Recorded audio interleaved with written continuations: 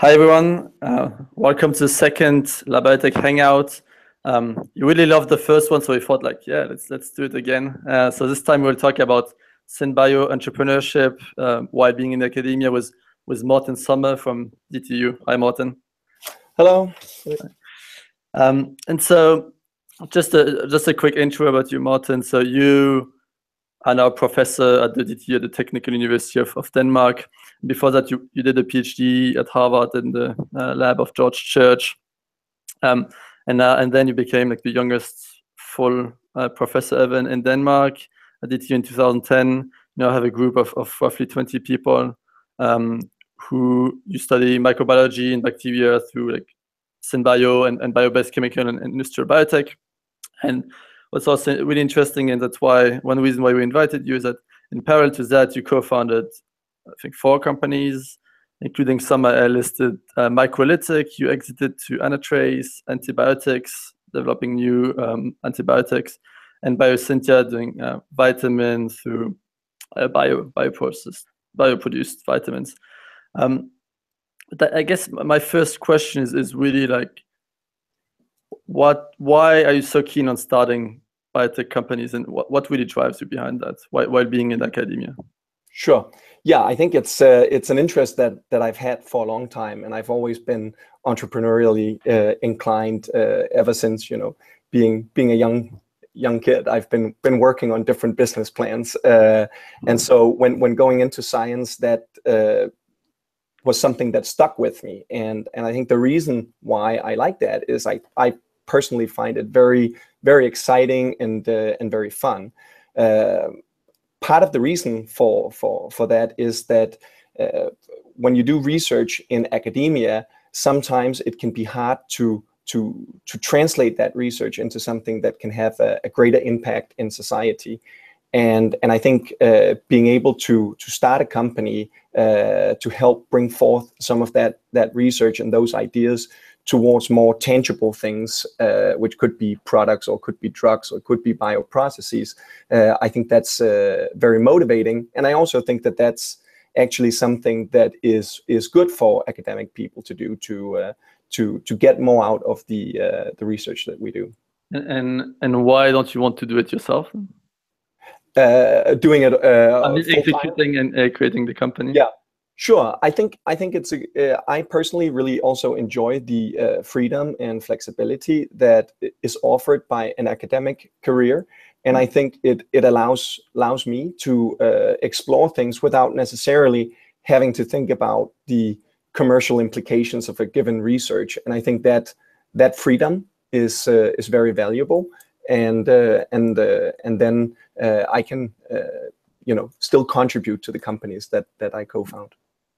So I guess, yeah, you have both the freedom of academia and then also the impact of creating companies. And what's really the most difficult step when you co-found a company while you're still in academia? I guess the management team of the company is essential. Is that the hardest part?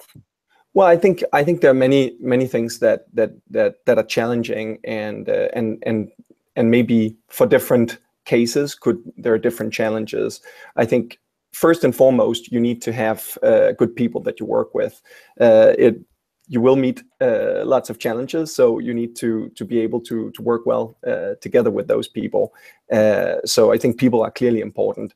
And then in the types of companies that I have started, financing is critical, because they are not companies that start out generating revenue and profit, but rather companies where there has to be capital invested in order to generate value that can come in over the longer term.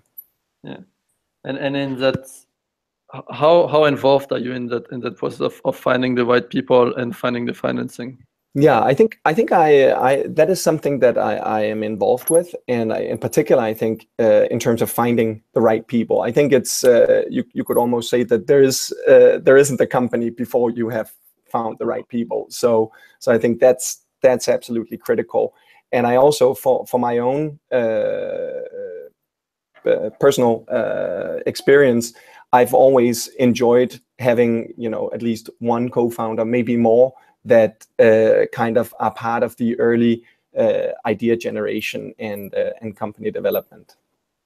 And so maybe giving examples, like how did you find the great fit and the perfect people for Biosyntia or Antibiotix? Yeah, I think I mean if we start with Biosyntia, that's kind of, you could say in a way more a traditional path, because I co-founded that with Hans Jenny, who was a PhD student in my lab, working on the technology that ended up becoming a core technology of Biosyntia that we've licensed from DTU.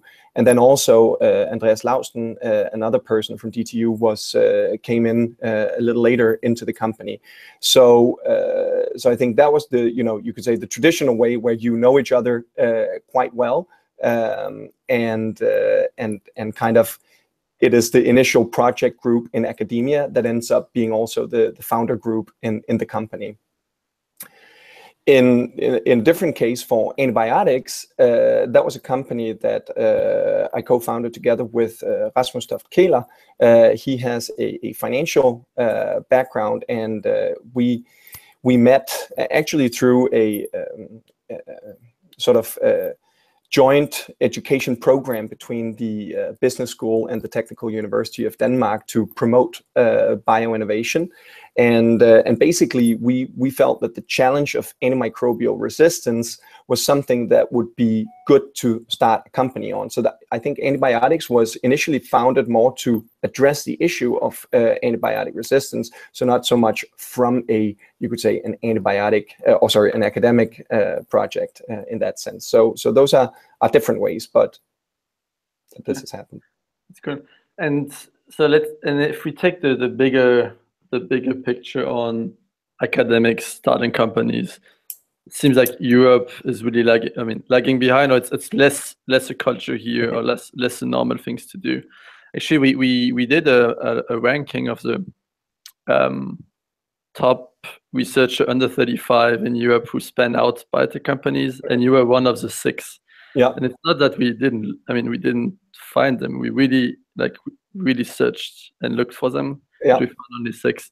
Like, why do you think there are so few? Like, I think it's changing. I think there's reason to be optimistic. I think that the students that I teach at DTU are, from my perspective, quite interested in entrepreneurship. And also, I can say that people from my lab have been quite entrepreneurial and have also founded companies that I have not been involved in afterwards. So I think there is a change. I think one of the challenges can be that in general it can be hard to compete in academia, and so in the early stages of your career, it oftentimes requires a lot of effort, and universities don't necessarily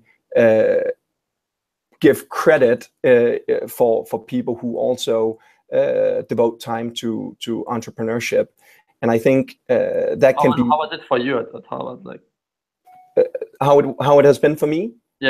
Yeah, I think I've been fortunate to have a lab that has been going really well, and have been able to kind of sustain quite well. And also, I think that DTU has been very supportive in terms of the entrepreneurial activities.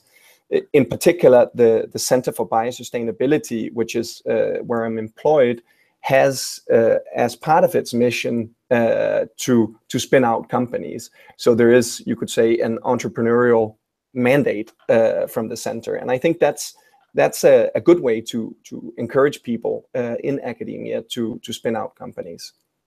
Yeah, and I guess at Church Lab was similar. I don't know how many companies he spun out in total. Yeah, well, that's a factory, I think. But I think also in the case of the Church Lab, I think that was something that happened later. Initially, there were not as many startups, but basically within the past 10 years, it has exploded, and there's been a huge amount of entrepreneurial activity. I think that actually also highlights another way in which to spur entrepreneurship, and that is really that there is a sort of a critical mass component to it, because if you start to have entrepreneurial activities in a certain pocket or a certain research group, that can spin off additional entrepreneurial activities. And I think part of that has to do with mindset and thinking, how to think about the research and the opportunities that are happening. And I think that's, for instance, one of the reasons why so many biotech companies have been spun out of George Church's lab. And this helped you as well to get this mindset of spinning up companies. Yeah, I think so. I think I've been fortunate to be, I did my PhD in George Church's lab, and that has clearly been very important. I also had a good opportunity to spend over a year in Stephen Quake's lab while he was at Caltech, and he's also a very entrepreneurial academic. And I think both of them kind of have served as an inspiration and a motivation to me. It's great. And about getting back to like improving the culture of entrepreneurship in academia in Europe. So yeah, I guess you mentioned the mindset is super important, that universities have like recognized it and value it. What else do you think? Well, I think actually also there is we need more success stories, and we also need to make people more aware of the success stories. So for instance, you could say the work that you are doing also actually helps to promote that in a sense that you make people aware about those opportunities that there can be there. I think in general for Europe, if you compare Europe to US, I think that there is still way to go in order to have an ecosystem that compares to the US in general in Europe. Part of that has to do with, I think, also the later stages of the, you could say, the startup cycle. So I think in Europe there are actually quite a few, you could say, very early stage initiatives. But what is lacking or what is more limited, in my opinion, is the later stage acceleration. So really the ability to focus on, high quality company and idea and bet big on that is something that is much rarer in Europe than it is in the US. And part of that has to do with the quality of the team, and part of that has to do with the mindset of the kind of investment community in Europe. Yeah, which is good. Is right now it's going quite really well for biotech in Europe. And, exactly. and as you said, and I cannot agree more, that we're on the right track and there's the right trend. Certainly, I think it is improving a lot. I think it's not that Europe necessarily has to mimic and try to replicate what happens in the US. And I think potential opportunity also that Europe has that might be more pronounced than what the US is to capitalize on the fact that Europe has a big public sector.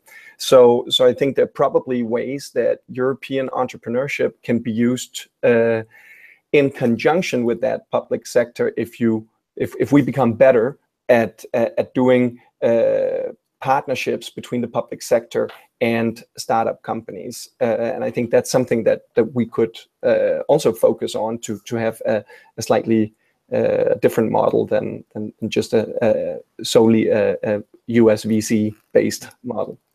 That's right. Like I guess Denmark is one of the specificities I found when I was there. Is like you have Novo, who funds a lot of startups. You have some good competitions. I mean, the Rebels community with Andreas Lawson, and you have some other competitions which are helping a lot to the ecosystem. So.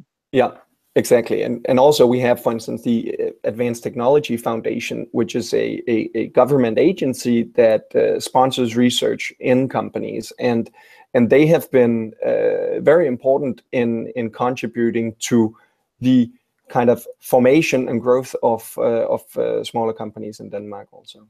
Cool. And talking about mentors and about PIs, you said your PIs in the US, who really inspires you today based in Europe? Yeah, I mean, I think based in Europe, I think in terms of the people, I think it's a lot of the people that I work with, I find very inspiring, and that's why I work with them. I think from a drug development perspective, the story and the recent success of Genmab in Denmark has been inspiring, because I think that has been a case which has really demonstrated that substantial value could be generated in biotech in Europe within a quite short time frame, and I think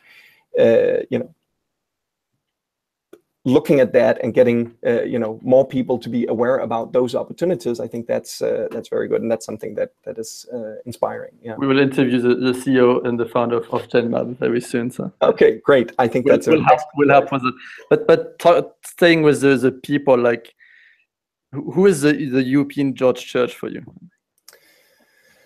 Yeah, I mean, the European George Church, I think actually here at CFB, I think we have quite a good scientific directorship. And so for the people who are located in Europe, for instance, a person like Matthias Ullén in Sweden, I think he has, he could be considered an example of you'd say a European George Church. He has even though there's different area and whatnot, but he has successfully started out many companies. I think certainly, in the UK, around the antibody technology, Craig Venter is another star of the system. So yeah, so those would be examples. That's good. Yeah. And maybe now we can switch a bit more to the science and to the field of synbio. At our event Refresh early in June, we had David Berry from Flagship Pioneering. Sure. Who was on stage, and he said a funny thing. We said that synthetic biology was the worst name possible for the field, because mixing synthetic and biology was not a good idea. Yeah. What do you think about the name? Well, I mean, I think there are good things and bad things about the name. I think that synthetic biology in a way captures the opportunities of synthetic biology, because it's not just about harnessing biological systems, but it's also about creating new and augmented biological systems. And you could argue that maybe constructive biology or something like that could be a less sensitive frame or word for the field, because of the kind of ethical implications of that particular term and potential offensiveness of it to some people. Yeah. Okay. Yeah. And talking about synbio, like I think the potential of synbio in industrial biotech is clear. Like, yeah, it's obvious and it has already been shown. What I would be curious to hear about is how do you see synbio and microbiome working together? Sure. And where do you see the potential? Yeah, I think I think the engineering of microbes to deliver medicines and the engineering of microbiomes in general to improve health, I think has very substantial potential. I think it's a very exciting field. It's also a very early field. So things need to develop.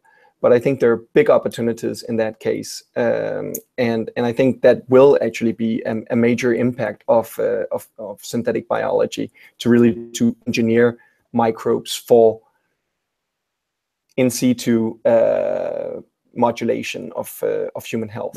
And do you have examples of right now, like in the clinics? So do you have examples of clinical development? Yeah. I think it's still early days for the clinical development. So I think it's in the early stage of research, but there are companies that work on this area, and I believe that the potential is very significant. Yeah. Okay. Or maybe just not a particular company, but do you have an example of like a technology where like synbio plus microbiome. Well, I think it depends on how you define synbio, but I think within the area of drug delivery, I think that engineering microbes to produce drugs in the human host, I think has great potential and would overcome some of the general challenges of toxicity and appropriate dosing that are associated with traditional routes of administration. So I think that would be one example of where I expect to see a lot happening. That's great.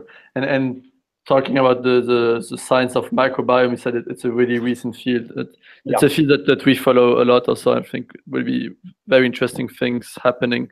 But exactly. When you talk about the science of the microbiome, like, what do you think? How much do we understand right now, and how much is there still to explore? Like, yeah, well, I think there's a lot to explore still. I think also the field has moved from simply correlating microbiome compositions to health states to proving causality and causal effects of microbes.